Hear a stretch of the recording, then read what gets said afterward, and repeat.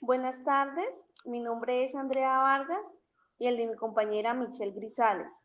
Somos estudiantes de Unisan Gil, sede Yopal, del programa de Ingeniería Ambiental, y el día de hoy les vamos a hablar un poco sobre la sedimentación primaria y la sedimentación secundaria.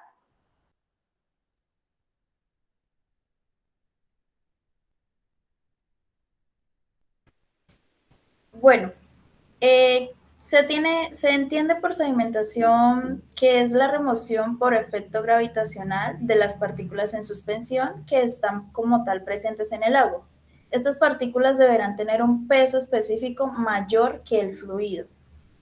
Bueno, la sedimentación es como la esencia o un fenómeno netamente físico y pues que constituye uno de los procesos utilizados en el tratamiento del agua, pues para conseguir su clarificación. También está relacionada exclusivamente con las propiedades de caída de las partículas en el agua y también cuando se produce una sedimentación de una suspensión de partículas, el resultado final pues será siempre un fluido clarificado y una suspensión más concentrada. También se ve que a menudo se utiliza para designar lo que es la sedimentación, los términos de clarificación y el espesamiento. Se habla de clarificación cuando hay un especial interés en el fluido clarificado y el espesamiento cuando el interés está puesto en la suspensión concentrada.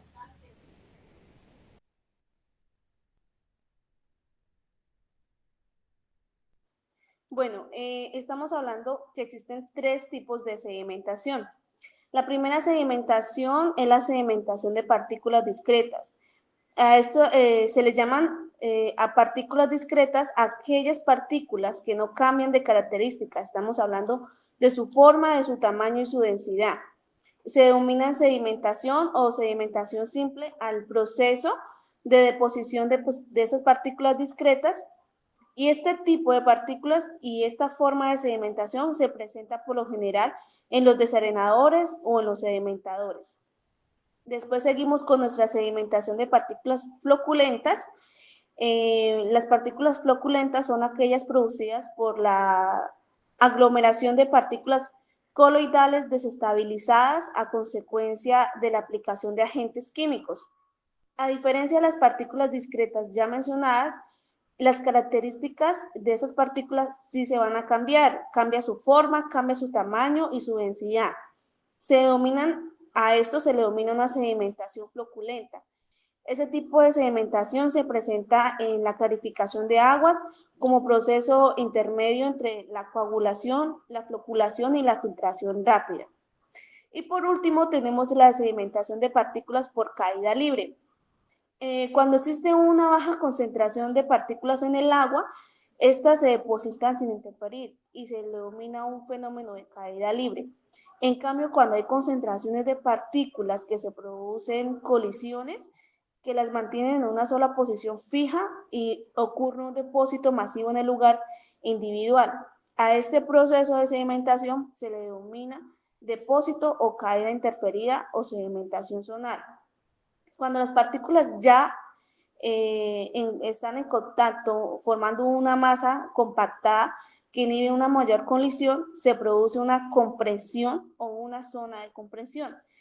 Este tipo de sedimentación se presenta en los contenedores de lodos de las unidades de decantación por un manto de lodos.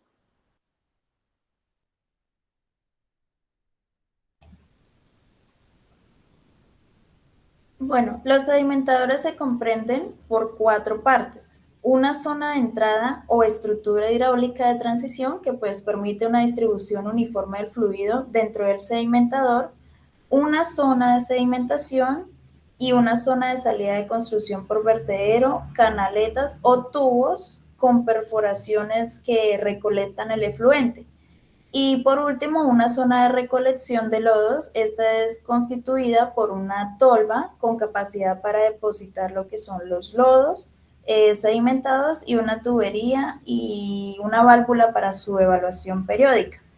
Bueno, existen por lo general dos tipos de sedimentadores, que es el sedimentador rectangular y el circular.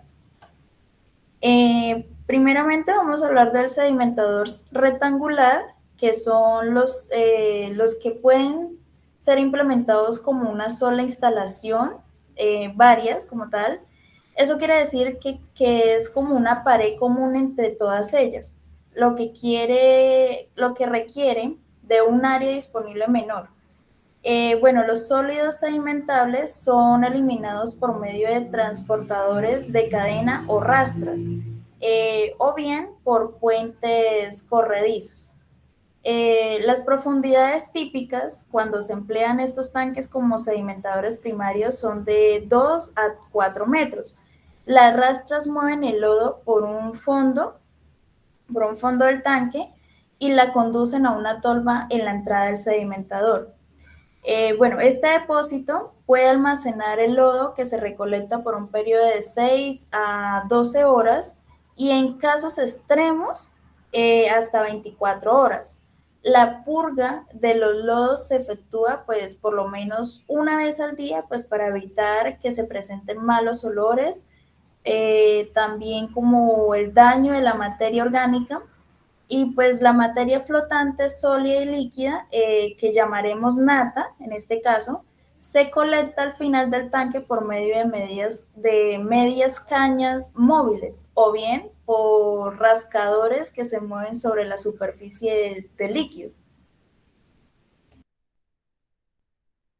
Bueno, como podemos notar en la diapositiva, vemos el diseño como tal del sedimentador rectangular y en ella podemos ver el llenado de agua bruta, la llegada de agua bruta, perdón, la cadena sin fin, la salida de agua descantada, la recolección de materia flotante y la evacuación de lodo.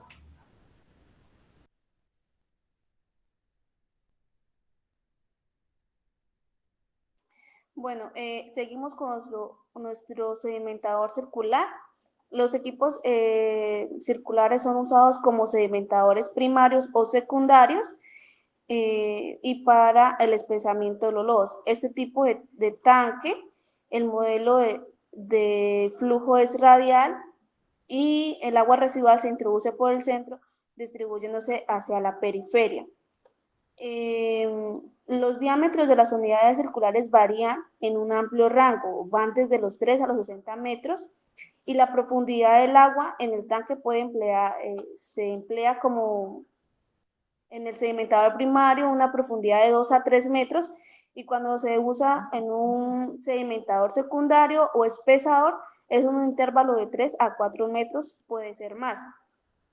La pendiente del piso para un sedimentador primario no es tan profundo como para un sedimentador secundario.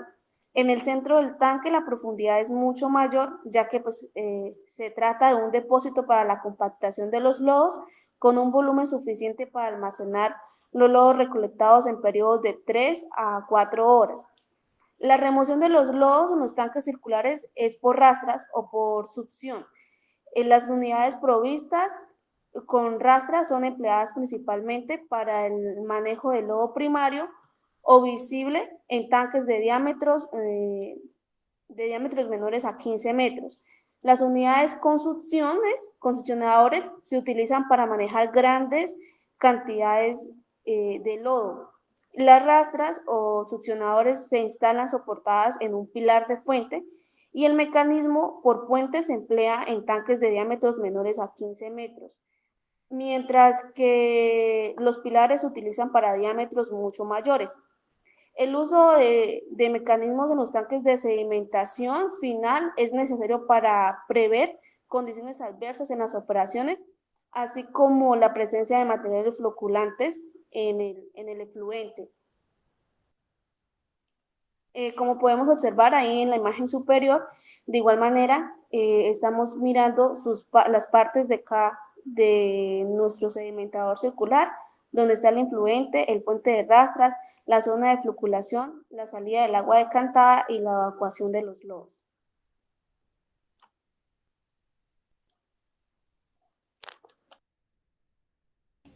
Bueno, hablando ya de los parámetros de diseño, bueno, tenemos la carga superficial, que es el parámetro más importante en los sedimentadores, que es una medida del gasto en la relación con el área de la superficie total disponible, pues por el proceso, y se expresa como metros cúbicos por día por metro cuadrado de área de superficie del tanque. Bueno, como podemos notar ahí en la diapositiva, está la fórmula como tal que se debe utilizar para la carga superficial para poderlo generar en nuestro sedimentador. Hablamos también de la carga hidráulica sobre vertederos, que es, esta como tal describe cuántos metros cúbicos de agua residual por día pasan en un vertedero de 1 metro lineal de largo. Esto cuenta con una carga hidráulica de 32 a 50 metros cúbicos sobre metro cuadrado por día. También tenemos el tiempo de retención, que como tal el tiempo de retención en horas es el volumen del tanque primario multiplicado por 24 horas por día, dividido entre los gastos en metros cúbicos por día también. El tiempo de retención varía entre 1 a 3 horas, pero por lo general se utilizan 2 horas. Tenemos también la carga de sólidos, que como tal describe cuántos kilos por día de sólidos entran al sedimentador por cada metro cuadrado del área. Y por último, tenemos lo que es la eficiencia de remoción de sólidos, que es el porcentaje de sólidos extraídos en los sedimentadores. Todas estas ecuaciones que se presentan aquí en las diapositivas son las formas en que se va a utilizar para poder sacar el valor detallado de cada uno de los parámetros.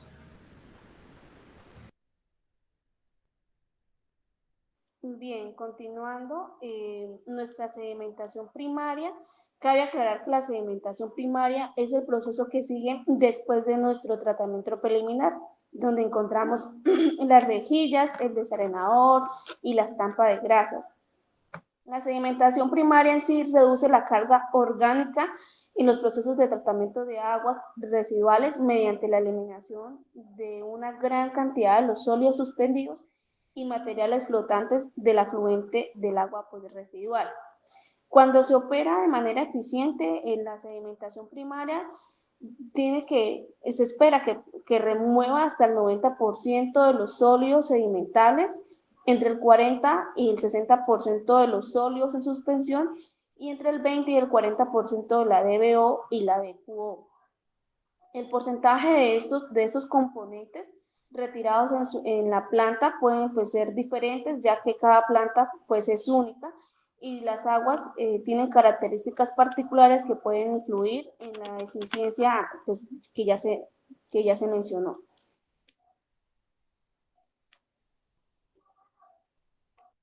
Bueno, ya continuando con el proceso de la sedimentación secundaria, bueno, esto es como tal la sedimentación secundaria o clarificación, que se combina con frecuencia con la aireación en un tanque grande o en una poza. Como podemos notar en la diapositiva, en nuestro dibujito que tenemos está el tanque de aireación, que es donde inicia nuestro proceso como tal de sedimentación secundaria. Bueno, la aireación ocurrida en la parte superior y en lo que es el asentado de los lodos ocurriría como tal en el fondo. El corazón del sistema lo compone pues el lodo activado del proceso de aireación, y en este caso pues el material es rico en bacteria y de otros microbios útiles y que son responsables de la descomposición de los materiales orgánicos y de la formación de los flóculos pues para la evacuación adicional de los sólidos. También de los aceites y pues de otros desperdicios que se encuentran en el agua. Bueno, la etapa de sedimentación secundaria es necesaria pues para permitir que los flóculos se asienten y que las impurezas superficiales adicionales pues sean retiradas de la superficie antes de salir hacia el efluente claro. Pues ya que este producto final es extremadamente bajo en contenido orgánico. Bueno, ahora tenemos unos factores que influyen en la eficiencia de nuestra planta. Entre ellos tenemos el tiempo de retención, pues la elaboración de la sedimentación, en este caso la sedimentación primaria, es de mucha importancia. Si se proporciona muy poco tiempo de retención, el retiro del material no va a ser suficiente, pero si el tiempo de retención es muy largo, se puede producir una condición séptica que reduce pues la eliminación de lodos y puede causar problemas de olor y la reducción de la eficiencia de los procesos posteriores. Y una buena sedimentación pues requiere, como la compañera mencionaba, de 1 a 3 horas, pero por lo general son 2 horas. Otro factor es la temperatura. Nuestra sedimentación se va a ver afectada por la temperatura, ya que en aguas calientes la sedimentación va a ser más eficiente. Pues esto estas aguas calientes nos van a permitir que las grasas y los aceites queden en suspensión. Las aguas frías son un poco más densas, esto hace que sea más difícil para los sólidos que se asienten entre las moléculas, pero también el agua caliente nos trae una contra que puede causar una condición séptica en nuestra agua. También otro factor son las características de nuestras aguas residuales, ya que el tamaño de las partículas, su forma y su densidad de los sólidos de las aguas afectan a las tasas o a las velocidades de sedimentación. Si el agua residual contiene grandes cantidades de sólidos finamente divididos, se reduce la eficiencia de sedimentación primaria, que está diseñada pues para eliminar sólidos grandes y pesados. Si las aguas residuales son viejas, rancias, sépticas o que son casi sépticas, pueden llegar a la sedimentación primaria, reduciendo su eficiencia, y pues las condiciones sépticas van a producir gases, y pues esos gases lo que van a hacer es que nuestros sólidos se empujen hacia arriba. Bueno, los cambios de flujo de afluente, pues como tal es el rendimiento de las unidades primarias que se ve afectado negativamente por una amplia variación en el flujo. Si el afluente es abastecido por bombas con ciclos de encendido y apagado, pues se pueden generar corrientes, haciendo que pues el tiempo de retención pueda aumentar o disminuir. Estas variaciones de flujo pueden tender como a levantar el material sedimentado, manteniéndolo en suspensión o sacándolo fuera del tanque. Bueno, dicho sedimentador primario puede manejar cierta variación del caudal afluente, pero como tal en una planta se verían en graves problemas debido a un cambio de flujo en el día y en la noche, ya que no debe ser sometido pues a lo que son periodos de alto flujo o bajo flujo. Por último, tenemos lo que son las características de la unidad, que son los problemas de diseño que se pueden incluir en una unidad demasiado pequeña o demasiado grande, pues para el flujo medido. O si las dimensiones del vertedero son incorrectas, los vertederos o deflectores incorrectos pueden permitir que parte del flujo pase demasiado rápido y se generen altas velocidades de arrastre, generando pues un cortocircuito. Bueno, les vamos a mostrar un pequeño video donde nos muestran de una manera un poco más sencilla cómo es el proceso en un sedimentador rectangular.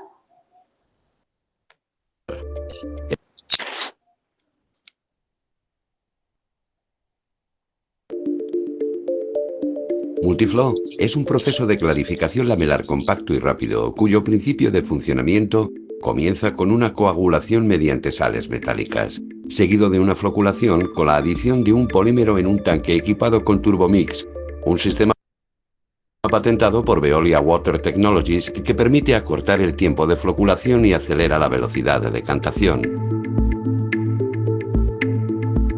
Por lo tanto, Multiflow se caracteriza por un diseño compacto y un reducido espacio de implantación que puede llegar a ser entre 10 y 20 veces menor que otros sistemas convencionales de clarificación. Multiflow está compuesto por una cámara de coagulación y otra de floculación equipada con Turbomix y un decantador que incorpora lamelas inclinadas. En el fondo de esta cámara hay una rasqueta que permite recuperar el fango decantado. Una bomba centrífuga recupera el fango y lo envía para su tratamiento antes de su disposición final o lo devuelve a cabecera del multiflow en aplicaciones donde se requiera la recirculación del fango.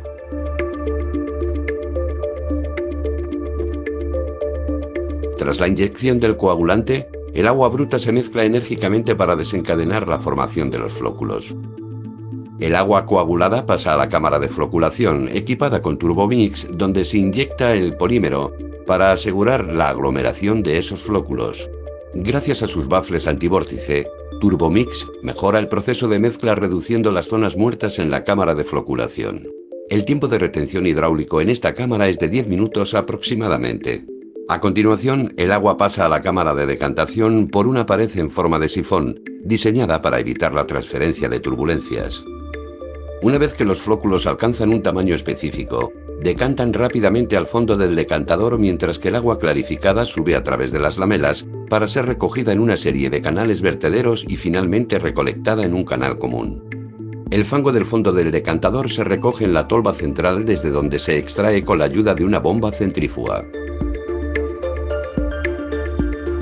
Multiflow se emplea en el tratamiento de potabilización de agua superficial, en el tratamiento primario y terciario de aguas residuales urbanas, para el tratamiento de aguas pluviales y para la descalcificación de agua en muchas aplicaciones industriales, ya sea para agua de proceso o agua residual. En función del tipo de agua bruta y de los requerimientos de la aplicación, la velocidad de decantación puede variar de 10 a 25 metros hora, pudiendo alcanzar los 35 metros hora en algunas aplicaciones como la descalcificación. Turbomix asegura tiempos de retención muy cortos, facilitando una rápida optimización del tratamiento y contribuyendo a reducir el consumo eléctrico y por lo tanto los costes de operación. Ok, bueno, con esto damos por terminada esta pequeña presentación. Agradecemos por su atención. Esperamos que este tema de sedimentación primaria y secundaria haya quedado claro y que la información suministrada les sirva en su proceso de formación. No olviden al final del video dejar un me gusta y un lindo comentario. Gracias. Gracias.